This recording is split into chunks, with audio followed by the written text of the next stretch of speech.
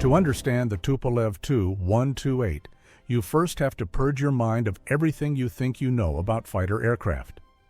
When you close your eyes and picture an interceptor, you likely imagine something sleek, agitated, and eager, a Greyhound trembling in the starting box like an F-16 Fighting Falcon or a MiG-29 Fulcrum, machines designed to vault off the runway and pull 9 times the force of gravity to turn inside a knife fight.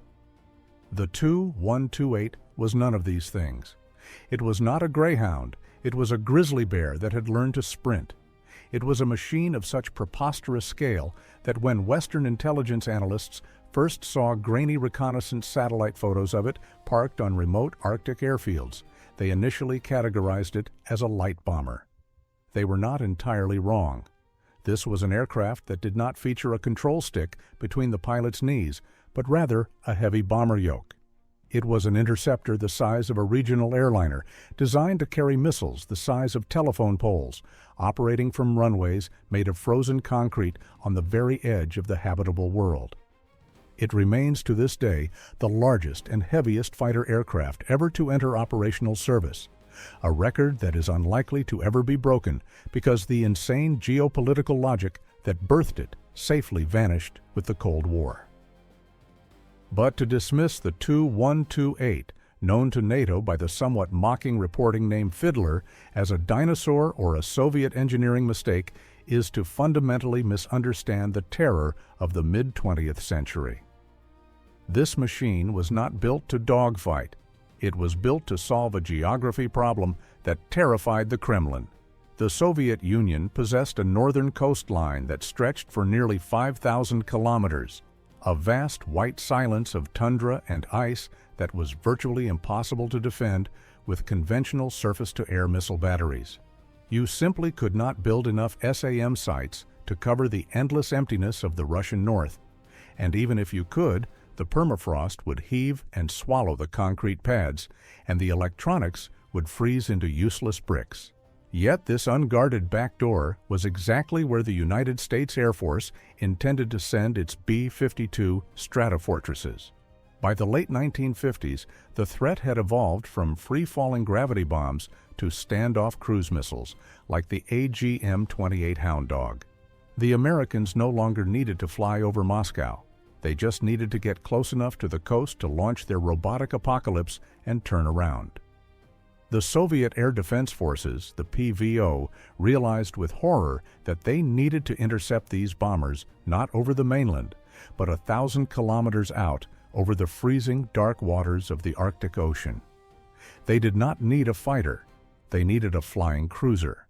They needed a machine that could carry massive radar, massive fuel loads, and massive missiles into the polar night and loiter there, waiting for the end of the world. The solution came from an unlikely source. Tupolev was a design bureau famous for heavy bombers, not nimble fighters, but that was exactly what the PVO necessitated. The engineers looked at their failed prototype for a supersonic bomber, the Tu-128 backfin, and saw potential. The Tu-128 had been a disappointment as a bomber, rejected in favor of the Yakovlev Yak-28. But its airframe offered exactly what the interceptor specification demanded: a cavernous fuselage for fuel and a broad, swept wing capable of lifting a heavy payload. From this bomber DNA, the Tu-128 was born.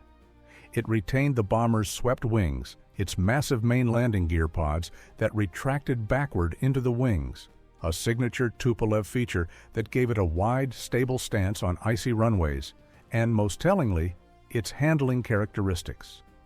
This was a fighter that weighed 43 tons fully loaded. To put that into perspective, a fully loaded P-51 Mustang from the Second World War weighed about 5 tons. The Tu-128 was an ocean liner of the sky, a piece of heavy industrial machinery that relied on momentum rather than agility. It was a visible manifestation of the Soviet philosophy that quantity has a quality all its own, but in this case, the quantity was sheer mass.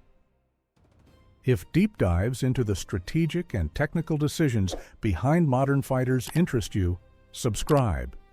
There are plenty more aircraft worth examining closely, The history of military aviation is littered with these strange, singular-purpose machines that modern warfare has largely forgotten. When you approach the Tu-128, even in a museum today, the first thing that strikes you is the area ruling of the fuselage. The fuselage is pinched at the waist, a Coke bottle shape designed by aerodynamicists to reduce drag as the aircraft pushes through the sound barrier. It gives the massive machine a surprisingly wasp-waisted, elegant profile, belying its brutish weight.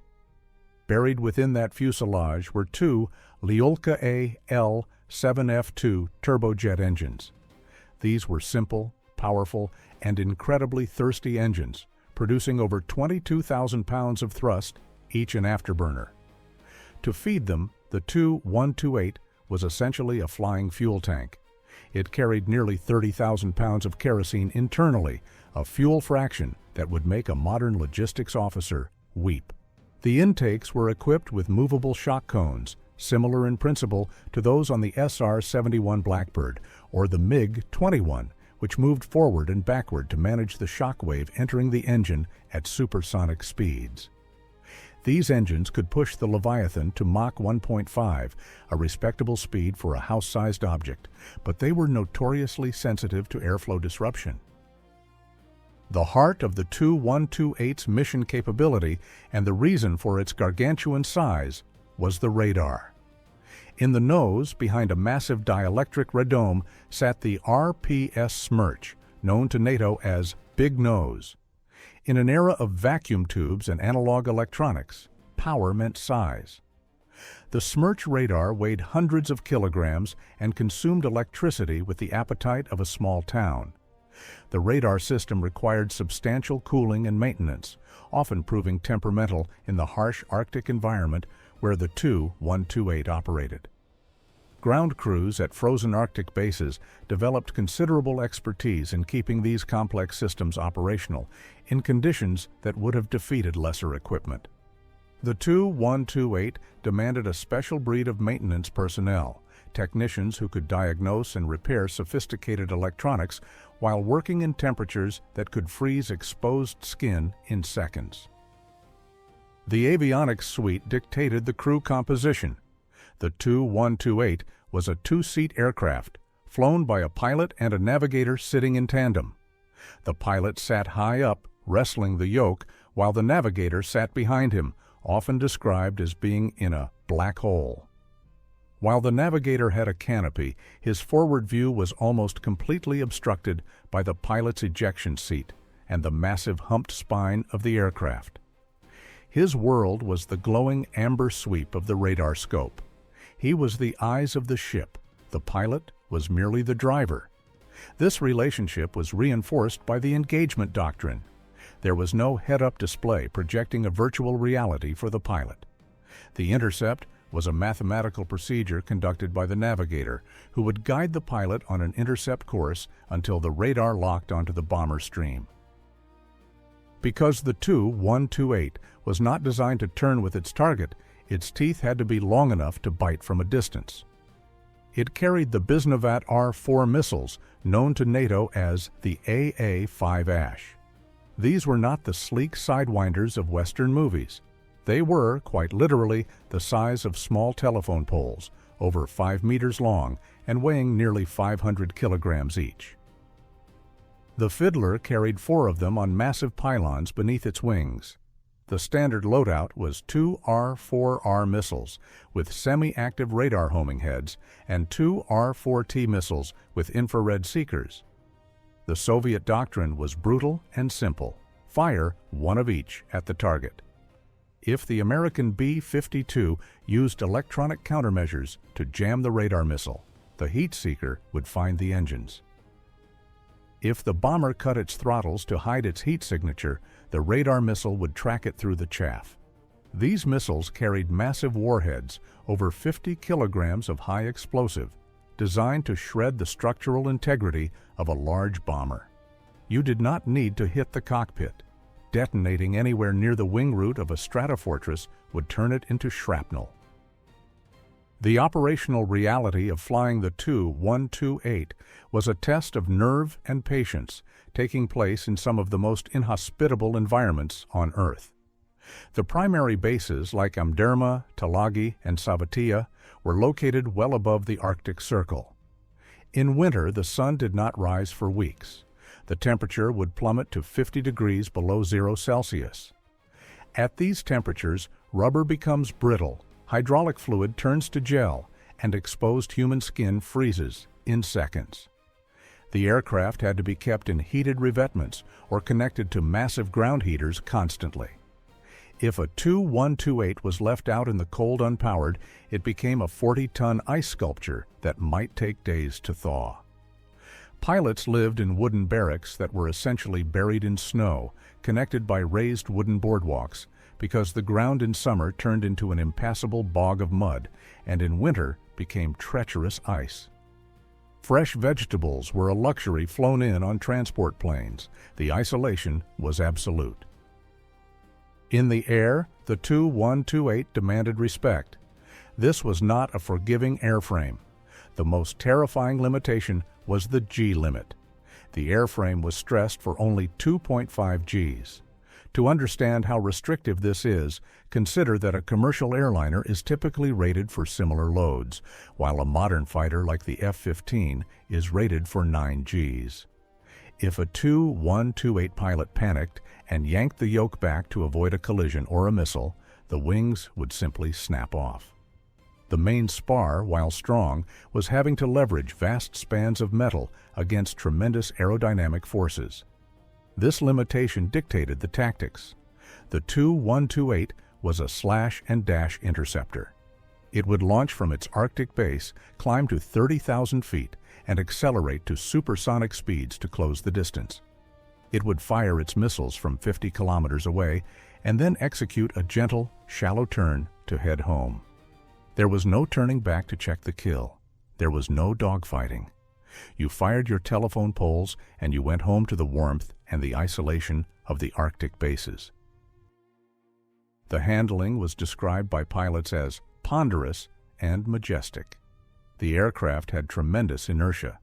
Takeoffs were long, loud affairs, using every meter of the frozen concrete. Landings were even more hair-raising. The wing loading, the amount of weight supported by each square meter of wing, was extremely high, over 400 kilograms per square meter. This meant the approach speed was frighteningly fast. The pilot had to stabilize the massive jet on the glide path far out. The engines, primitive by modern standards, had slow spool-up times. If you got low and slow on the approach, behind the power curve, and slammed the throttles forward, nothing would happen for several agonizing seconds, during which the 40-ton sled would simply fall out of the sky short of the runway. Many crews were lost in exactly this manner, their aircraft shattering on the ice pack just a few hundred meters from safety.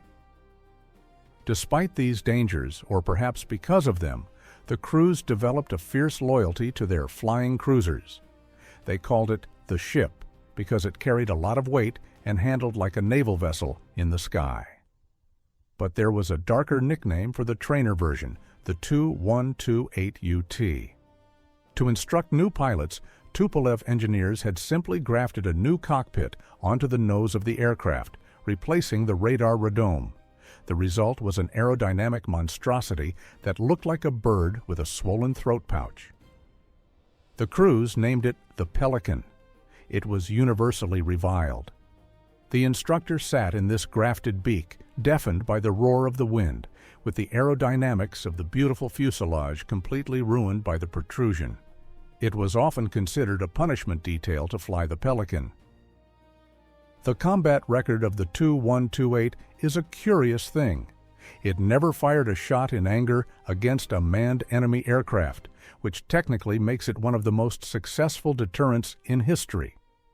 Its job was to be there, a menacing shape on the radar screens of NATO planners, convincing them that a polar incursion was suicide.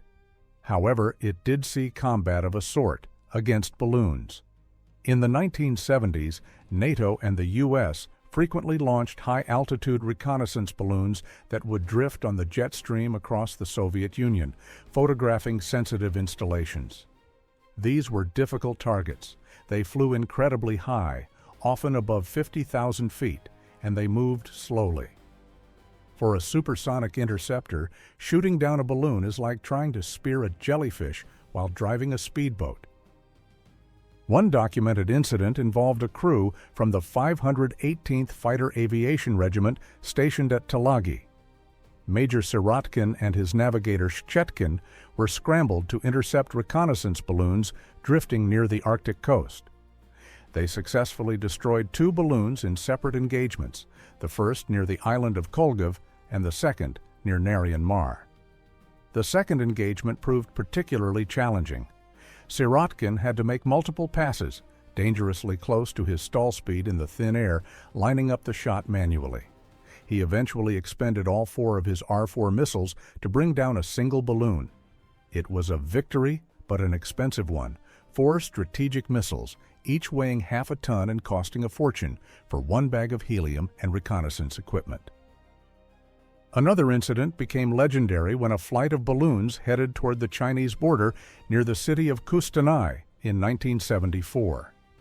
The first crew to intercept, led by Lieutenant Colonel Gaidukov from the 356th Aviation Regiment, managed to shoot down 1 balloon. However, several subsequent crews with less experience failed to score hits, either overshooting the slow-moving targets or stalling out while trying to match the balloon's leisurely pace. The regimental commander, Colonel Kostenko, furious at the embarrassing display, took off personally. He demonstrated the terrifying delicate touch required to fly the heavy beast at its service ceiling, balancing on the edge of a stall, and successfully downed his target, restoring his regiment's honor. These balloon kills were the only confirmed combat victories for the Tu-128, yet they proved the weapon system could work when crews had the skill and patience to employ it correctly. There were also the silent encounters with the SR-71 Blackbird. The Tu-128 was one of the few Soviet aircraft with the radar range to detect the Blackbird as it skirted the edges of Soviet airspace at altitudes above 80,000 feet and speeds approaching Mach 3.2. While the Tu-128 had no realistic chance of intercepting the American spy plane, the speed and altitude differentials were simply too great. Crews would fly parallel tracks just inside the border, watching the Blackbird on their radar scopes. According to some pilot accounts that emerged after the Cold War, there were occasional moments of professional recognition between the men operating these extreme machines. Brief radio exchanges on guard frequencies or the sight of the distinctive black shape against the dark blue of the stratosphere. Whether these encounters included the theatrical wing salutes sometimes mentioned in aviation lore remains unverified, but the psychological game was real enough. The Tu-128 crews knew they couldn't catch the Blackbird, and the SR-71 pilots knew they were safe, but the dance had to be danced, a reminder that Soviet air defenses were watching, always watching.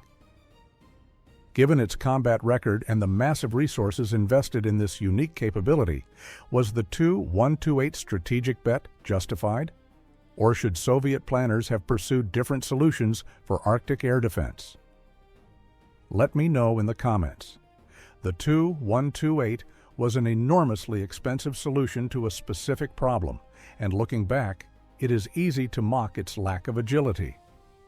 But when you consider the alternative, nuclear cruise missiles impacting Murmansk and Archangel unopposed, the logic holds up. Comparing the Tu-128 to its contemporaries reveals how divergent Soviet and American philosophies had become. The closest American equivalent was the McDonnell F-101B Voodoo, another 2-seat, long-range interceptor designed to fire nuclear-tipped air-to-air rockets at bomber formations. But the Voodoo was a sports car compared to the Fiddler. The Convair F-106 Delta Dart, the primary U.S. interceptor of the time, was a single-seat, Mach 2 delta-wing athlete capable of turning and fighting if it had to. The Tu-128 had no such pretensions. It was closer in spirit to a naval destroyer than a fighter jet. It was a weapons platform, pure and simple. It is also important to distinguish the Tu-128 from the aircraft that is often confused with it, the MiG-25 Foxbat. The MiG-25 was built for speed, Mach 3 bursts to catch high-altitude reconnaissance aircraft. It was made of steel and could burn its engines out reaching those speeds. The Tu-128 was built for endurance. The MiG-25 had short legs. It could sprint, but it couldn't loiter. The Tu-128 could stay effectively on station for hours, patrolling the vast emptiness. They were two halves of the same shield. The MiG was the sprinter, the Tu-128 was the marathon runner. Eventually, time caught up with the Fiddler.